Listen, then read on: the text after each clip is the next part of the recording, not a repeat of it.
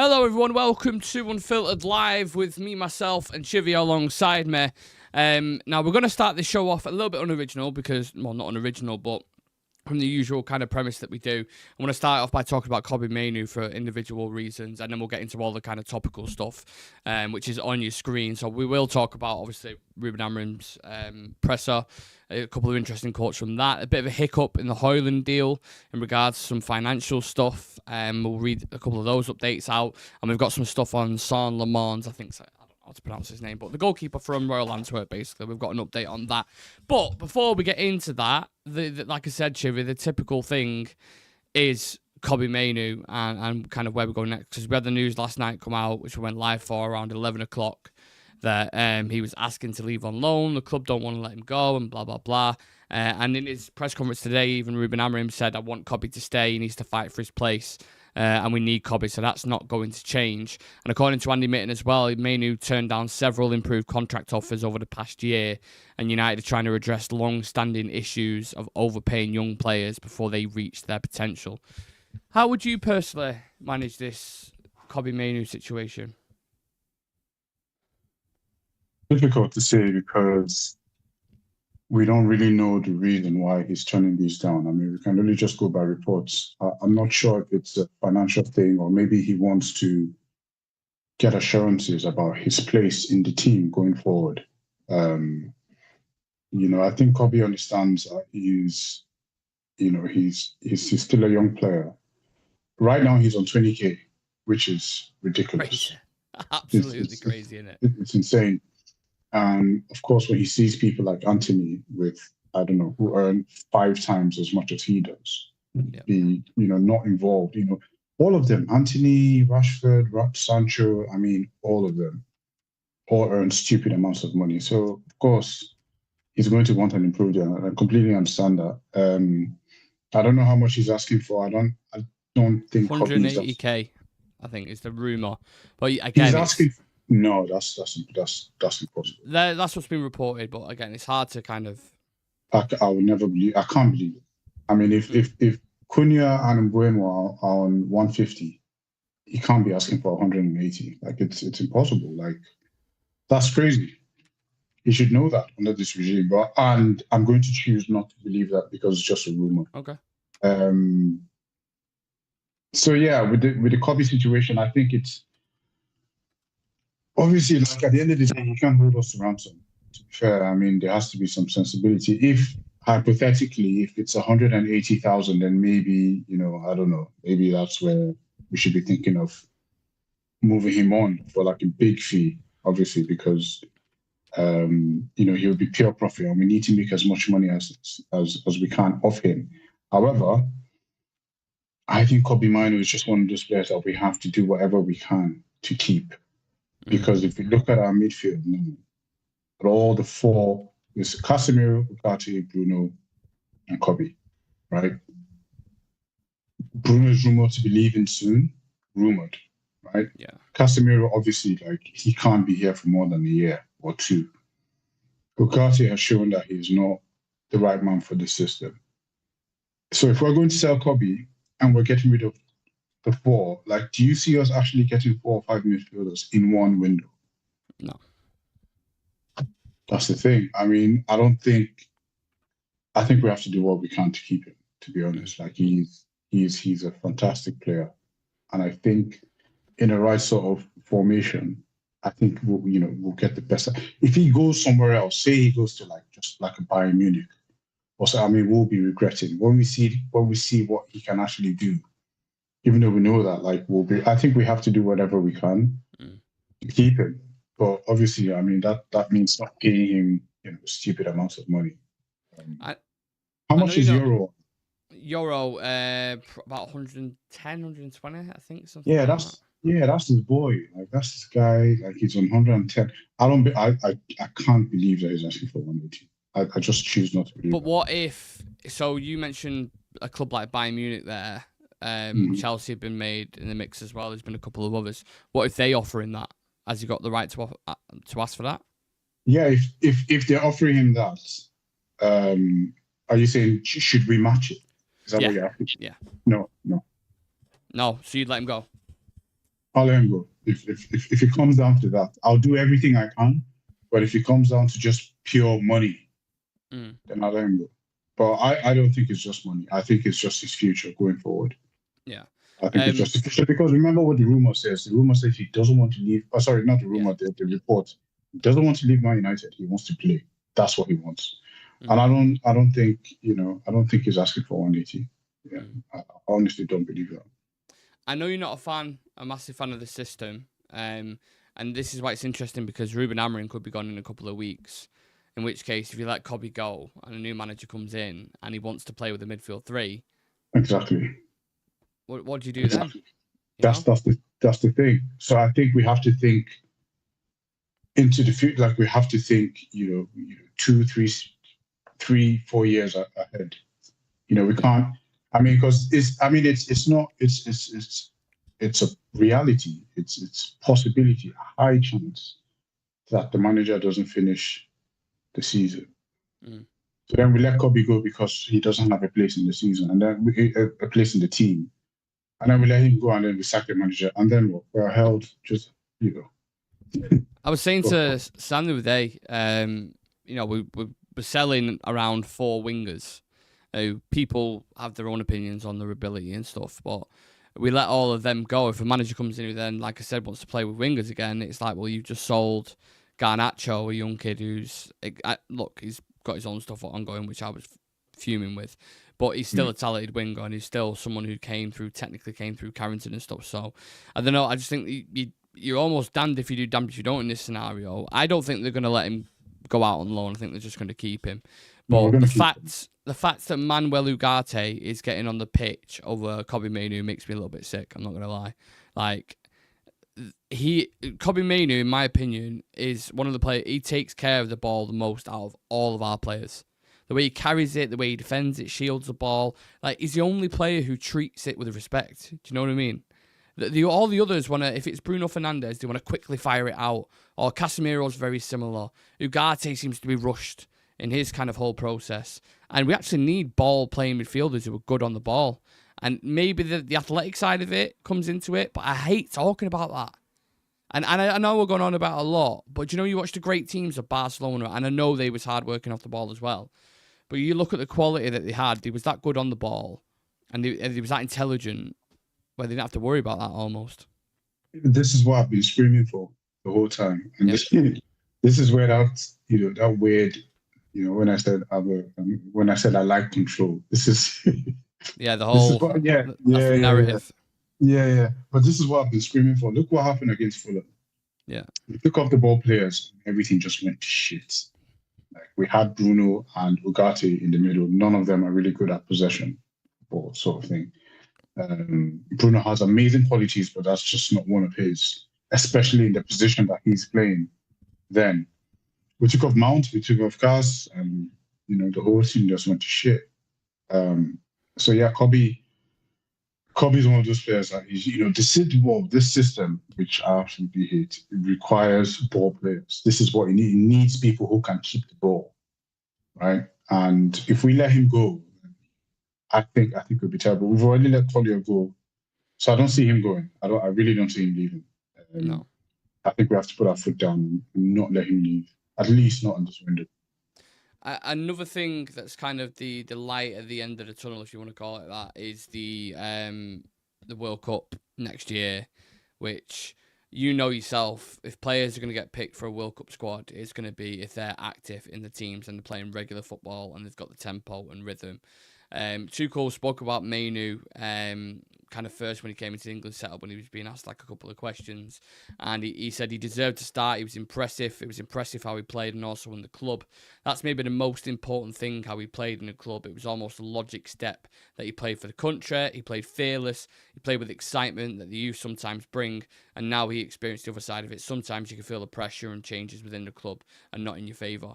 But as it stands right now, if he's getting the minutes that he's getting, which is barely anything, he's not going to get in that World Cup team, is he? Possibly, but then we don't know how Tuchel really works as far as with German managers and stuff. Like, they would, I I think it's one of those ones where if you realize, if you recognize a player's qualities, and you know, Luke Shaw got in the team, how didn't he? Like he barely played, yeah, and he got in the team. I think Harry Maguire also got in the team when he wasn't really. So sometimes I think some managers just recognize the qualities that players have. I think if Kobe gets a good run of games, obviously, if we're trying to keep him, the manager would have to. I mean, if Amorim doesn't play him, I'll be surprised. I'll be really, really surprised. Like if he's going to do this whole thing of him fighting for places with Bruno, we're already out of the EFL Cup, so it's just 2 cups we're in now. Yeah, FA Cup and it's the Premier League until January. Yeah, there's not a lot of games. It's crazy. Where you can I want to rotate and then give. Nah, it's just the Prem, and Bruno is always going to play.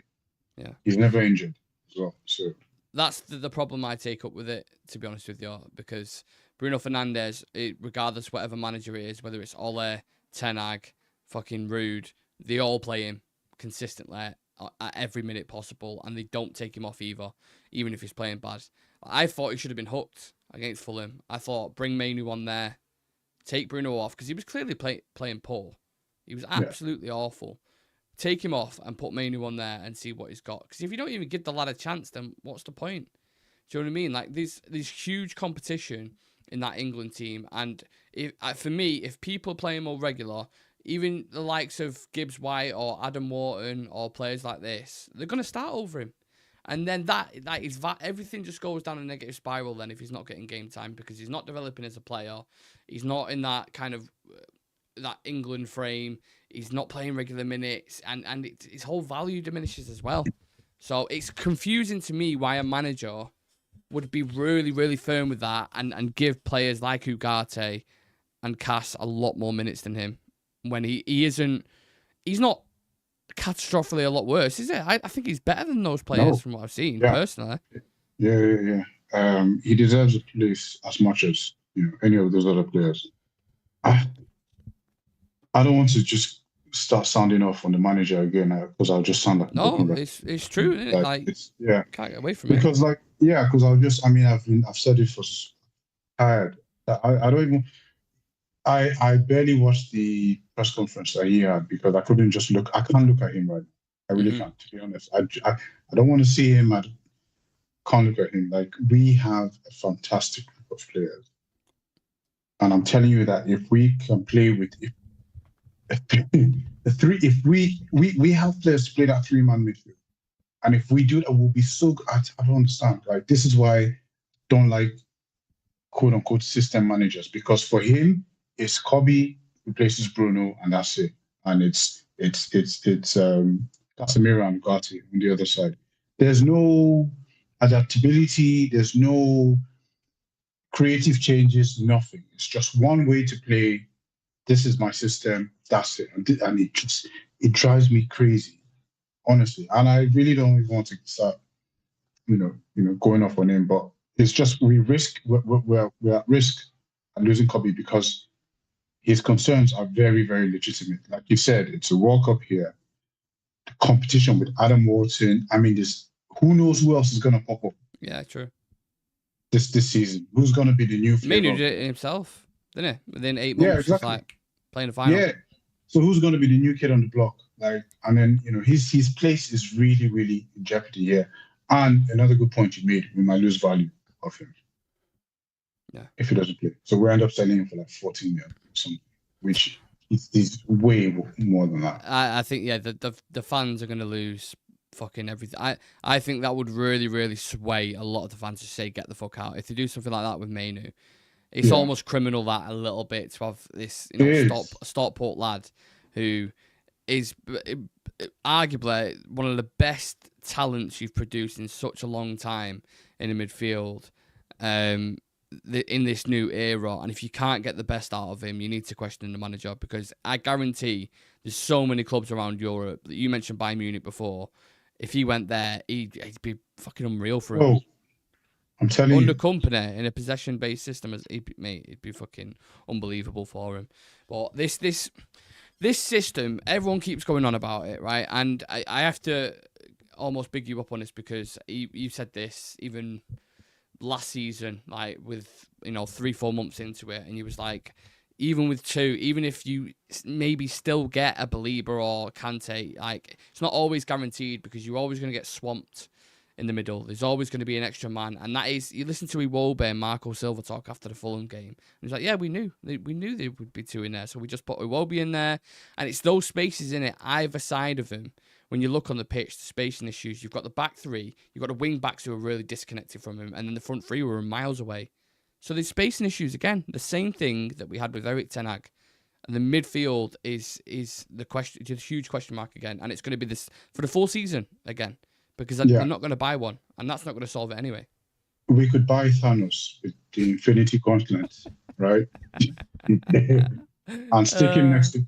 Yeah, I'm telling you, I'll stick him next to Bruno. He might be good in one game, but consistently, it's not going to work. I've been saying this. Like, if you're outnumbered, you're outnumbered. There's nothing you can do about it, bro. Yeah. There's nothing. So why not change it then, Civir? Because he's got the means to do it. He's seen Thomas Frank be flexible in games. You see Arne Slot be flexible. Why not? There's 2 reasons. This is why I believe, right? One of the reasons that he just doesn't know any other way to play. Or the second reason is it's his ego. Like he wouldn't. I mean, there's no other. I can't think. I've asked myself this question so many times. Like, because I if you put yourself in his shoes, where you're under immense pressure, like we're about to. I mean, this is relegation form we're showing. Like over his record. This is relegation form. So I would imagine that you do whatever is necessary to save your reputation, to save your job, to save the legacy of this football club. If you can't find a way to change your system in such a way that we can win, then it means that you probably don't know how to do this. You shouldn't. You don't deserve to manage. You're not. He is not a Man United manager. I'm sorry, he's not. I don't hate him. I have nothing personal against him. I'm just going by cold facts, by what I know. If he can't change it, it just means that he probably doesn't know how to. Ruud van Nistelrooy saved us from relegation. I promise you, because those points we made when Van Nistelrooy was in is what actually gave us. No, seriously, if you do the math, it's what gave us the springboard. Yeah. Right. Van Nistelrooy found a way to do. Erik ten Hag, I'm still pissed off at him because after the first season, like he could have just built on what he created. He changed the whole thing and just fucked us, really. So it's one of those. Ten Hag, we lost to Brighton and Brentford, and he scrapped it and went on that run. We beat Liverpool. We had this sustainable way of playing football, which worked. It was perfect. We came 3rd, won the trophy, went to a final, like all in one season. So it was like 2 finals and a trophy and 3rd place. And he threw us all the way. But the point I'm making is that when shit hit the fan, he changed. And this guy, if we go in against Burnley, and it's the same thing, because I don't know, I'm one of those idiots that I just feel like we can actually, because I saw what we did against Arsenal. Yeah. And I saw what we did in the first second against Fulham. That doesn't count for nothing. I still believe that somehow. That's why it's so confusing, though. Yeah. If I don't see just any little bit of change, then bro, it's got to be. Normal. I watched the game and I'm like, if everyone can see it, everyone's looking at it and going, what's the harm? Because you're probably going to get sacked anyway if you keep playing this way. Is your ego that big where you can't make a tweak to the system? Like, there's no form of flexibility at all. Is that what you're telling us? Because you have players, you go and buy a load of versatile players. What's the point if you're going to play the same thing every single time? Why not try a split striker system with Šeško and Cunha, or Šeško and Mbeumo, or Mbeumo and Cunha? Why not drop Mount into the middle alongside a Cobb? Like, do you know what I mean? Like, why not try this? Because what you're doing so far is failing. It's obvious. Yeah, and so I'll give you a typical example. Me and Sam were like in the chat earlier, and he said, I said to Sam, we're talking about something completely different, but I said to him that when it comes to football personalities or people in the football I never go by what they say. I go by what I see, like their actions. When Amorim first joined United, he was asked about his system, and he said specifically, it's the idea. It's not about the formation. It could be a 3, it could be a 4. Do you remember when he said that? Yeah. Yeah, I Even remember he that. backfired after the Grimsby game because Gabriel Clark asked him. He said, "Can you not change formation?" He was like, "No. It's nothing to do with shape. It's nothing to do with that." Yeah, but so this is the point. He says this, but then what we see is completely different. It's just the same rigid thing. So this is so I never go by what people. It's just basically I go by what I see, and I don't know. Like he has this. You really can't be that clueless, to be honest, because I think he hasn't gotten this far by accident. I think there's something there. Like I mean, his trajectory was insane. Yes, it was playing against Vitória FC and all these Portuguese teams. No disrespect, honestly, but I mean, there's a difference in intensity and level. And I believe that I mean, if you get there, you have to have, I mean, the basics, the very, very basics. 4-4-2, 4-2-3-1, basic. But also, where does it come in for the players for that as well? Because I agree with everything you've said about the way we're setting up the system, and you have to set them up in order to win. But the first 10, 15 minutes against Grimsby, you're talking this is a 4th division team, and they're running more than us. They're playing better on the ball than us.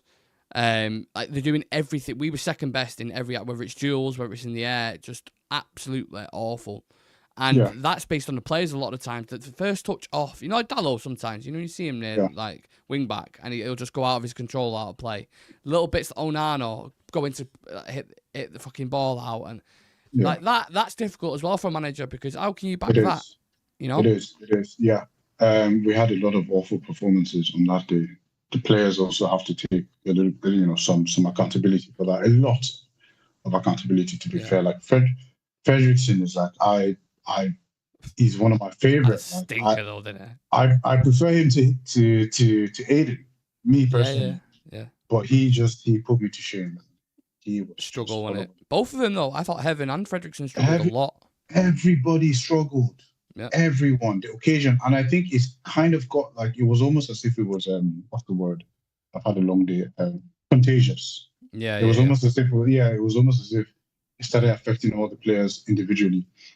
Now, so I see your point with that. However, if you remember the game, right, on, I don't know, I think I counted at least 4 different occasions when Dogo has the ball and he's driving on the left-hand side and there's literally nobody. Yeah, and 3 Grimsby players around. There's 3 Grimsby players in between him and Sesko, who's charging into the box on the other side. Yeah. Now, if this happens once, or maybe it happens twice, you'd be like, the players need to. If it happens 4 times, this is the system. They are following instructions. What that means is that Grimsby were prepared for us, and they checkmate the whatever tactics that he came up with, because it was a consistent thing. They were all in the same position every time. Those 3 players, like they knew what was going to happen. So Dogo was frustrated. It happened so many times. So yes, the players have to take a large portion of the blame for that. But then, if you can't set up your team to win, I don't understand. Like I put that solely on the manager. Well, let me not say solely, but the majority of it. The majority of it, and you can't encourage it. When they went to have drinks on the side, he just sat there, didn't say nothing. Can I ask you about his demeanour? During the penalty shootout, the way he was kind of carried away a little bit and not looking like, as a player, would that? You might not read too much into that. Maybe people. No, I do. But I look at that and I'm like, you want an inspiring leader, as a player in a tough situation. Yes. If you're looking over there and your manager's doing that, yes. What inspiration can you take from that? I've never liked it from day one, and he's always done that. I had a chat with a few guys today in the gym, and they were like, he's always done that since he was in. I don't care, because they say he's been doing that since he's been in whatever it is. Change That's not a Man United manager. No, it's not.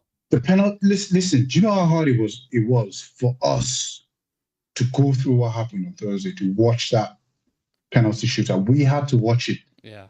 And long. the prick who put us in this position, were cowering away while the rest of us had to watch that shit. Yeah.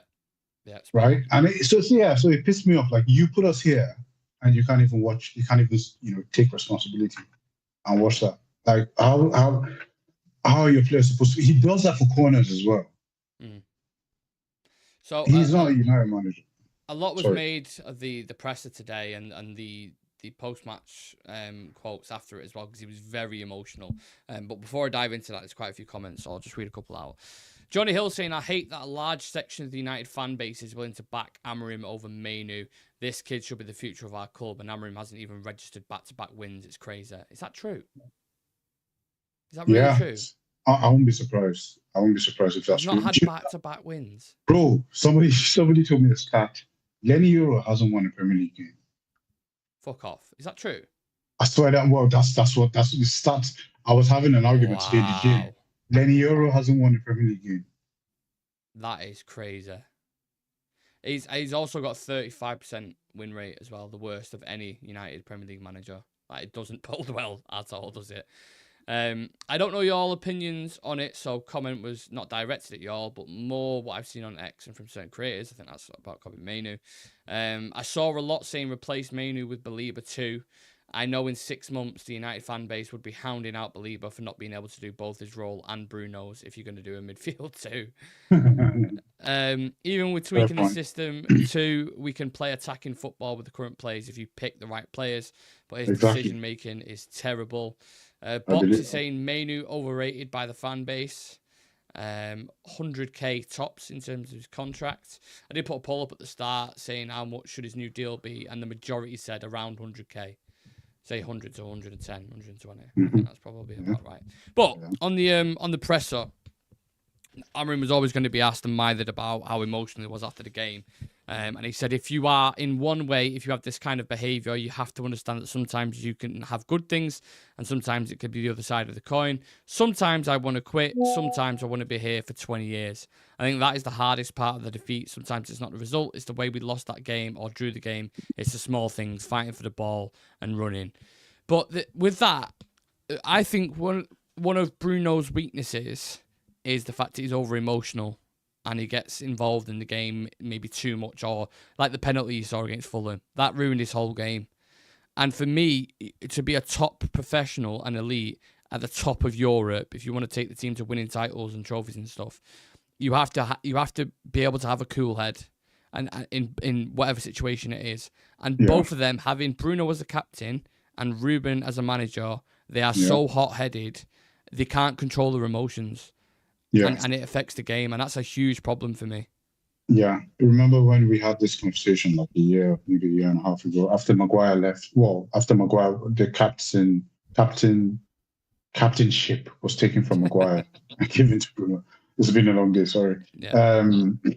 And even though I acknowledge that having Bruno in the, because he's always in the team, he's never injured, he's there, and blah blah blah.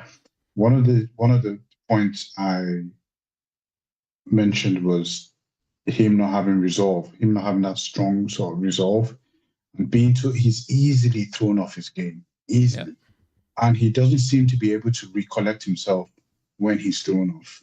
So whenever he's thrown off, it just carries on for the rest of the game. I remember when players like Rooney would be pissed off and they would play even better sometimes. Like, understand, like it's just one of those things where you have to be able to have that cool head, and I remember saying I was like either Varane or Casemiro for me would have been my preferred choice, but they're never in the team and all that, so I kind of understand why Bruno got it. But it's Amorim said this like not years ago, months ago. I remember he said I'm a Latin guy, so I'm very passionate and I wear my heart on my sleeve and everything. So it's probably just a cultural thing. But not that that's an excuse. But, I'll just prefer somebody with a little bit more steel, just where a referee's bump shouldn't put you off bearing a penalty, right? People miss penalties. It's not Messi's missed the penalty, Ronaldo's missed like the best of us miss penalties because we chose the wrong decision or the wrong direction to go, not because not because he got bumped by a referee before he. You understand? How crazy is that? It's not a big deal, bro. It's not a big deal to miss a penalty. Like we've seen the best players in the world miss penalties before. Yeah, it's not a big deal. But just because they chose the wrong direction, but you got bumped and then you had 10 seconds to recollect and come on. Yeah. This for me it encapsulates. So you remember the Liverpool game they played at Old Trafford where Ahmad scored the winner.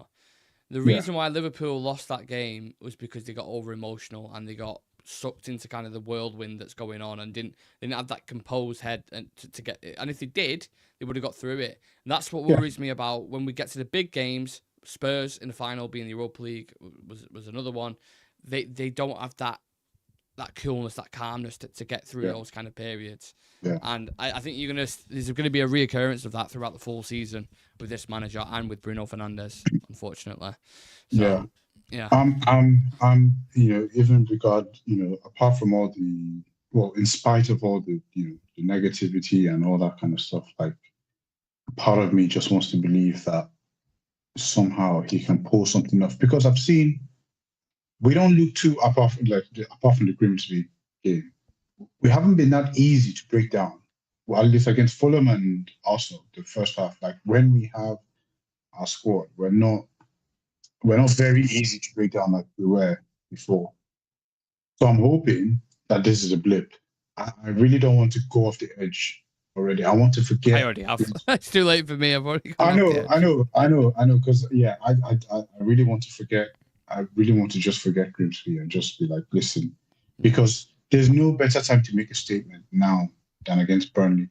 If I don't see anything against Burnley, then maybe I'll just. I'm at that game as well, so. You're going? Yeah, I'm going to that game. I'm watching it, so they better not put in a fucking stinking. Honestly, they better show up. I can't. You can't be paying fucking 70, 80 quid to watch a game and they're playing like that against Grimsby, mate. Like it's embarrassing, genuinely. Nah, you've had a good record recently. Like. Yeah, we've done all right. All right. Been at a lot of good games, luckily. Yeah. I don't know. I think maybe the streak might be up. It might be up tomorrow. You were there at the Liverpool game, weren't you? Yeah. Liverpool. The 4-3. Sociedad as well when we slapped them 4-1 at Old Trafford. Brighton when we beat them, they're one of the rare times. So come on, Nick. Who knows? Come on. Right, last few bits of transfer news, and then we'll wrap the show up. According to Romano, and again, I know we're both getting a little bit annoyed with Romano because he's just giving those updates out, the engagement updates, which we've all seen before. But Højlund still has an outstanding salary payment with Man United. Find the details for his departure to Napoli. They're looking to close the deal tonight at some point. I mean, again, that could just be a promise. It could be a throw in the wind. You don't really know. But all in all, the actual package in itself, £40 million. It's going to be £5 million loan fee, 35 million in total, and it's a obligation if they reach the Champions League, basically. So if they finish in the top 4 in Italy, is that a good deal? Do you think for Rasmus? Yeah, I think it's a good deal. Considering how he performed, I think we're lucky to get that sort of amount from him. I feel sad. I really feel sad for him because, like, even though he's not my favorite. You still think it's a player there, don't you? Yeah, I think the system has just fucked everything up. Because Garnacho goes to a direct system and balls out. What do you think about that deal as well? 40 million for him. It's a joke, man. Yeah, mistake. It's a joke. I watched you and Sam analyze it. Like all the other players there's absolutely no way on this planet that Elanga is £50 million worth more than Garnacho. I'm sorry. Like, yeah, he's a very good player, judicious, but the image, everything, like, Alanga doesn't sell a fraction of shirts. Like Chelsea know that. That. Even if he has a decent couple of seasons, they're going to flip it almost, the price for him. They'll flip. That's easy money, man. Like, and we have ourselves to blame. Back to Højlund, though. Like, I think it's a good deal. I think it's, it's a bit of a loss, but it's the best that we can hope for. Mm-hmm. Yeah. To get. Yeah. I agree. On Le Mans goalkeeper update, United are preparing one final big push to get Son Le Mans deal done. Talks to accelerate this weekend again with Royal Antwerp. How much would you be pushing this deal given the situation we've seen with Bayern off corners, Onana against Grimsby? They have to go and get this done, don't they? Surely. Can't go into the season with those two. Right. So we needed a goalkeeper, and we had Donnarumma. Right, because the reason why at the time was that we're going to stick with the current keepers. Yeah, so we have to sell one in order to bring one in. Was like and then so now we can go and buy a keeper. Like, which one is it? Yeah, which one is it? No, I don't know anything about this guy. This Le Mans guy, he's just a different person to me. Like, I don't know. I've seen compilation. It's so funny. He's linked to mine. The first thing when I go to check him out, the first thing I see is a mistake compilation that someone has done. All this mistake. Don't let me get into that. Honestly, that was the first thing I was like, I don't know this guy. I really, if he comes, it'll just be, I don't know. It's just a pacifier. I think he could be decent. I mean, he can't be worse. Like Tom Heaton how bad is it? Like, he can't be that bad. Like, let's just leave it at that because I think my battery's about to die on my camera, so we could be here all day speaking about the goalkeeper situation. Really appreciate everyone tuning in. If anything breaks after this show, I will go live, I promise you. Any form of transfer news, because we're expecting updates on Rasmus and maybe even Anthony. We've had a couple bits coming about that, but also keep an eye on our Instagram for up-to-date transfer news. Check us out on socials, TikTok and X. Subscribe to the channel. We're on 25,687 subs at the minute, and we are continuing to push the channel, so appreciate everyone. Keep an eye out for merch dropping really, really soon, and a load of other exciting things coming as well. Appreciate you all. Appreciate Chivy's time as well. See you in the next one.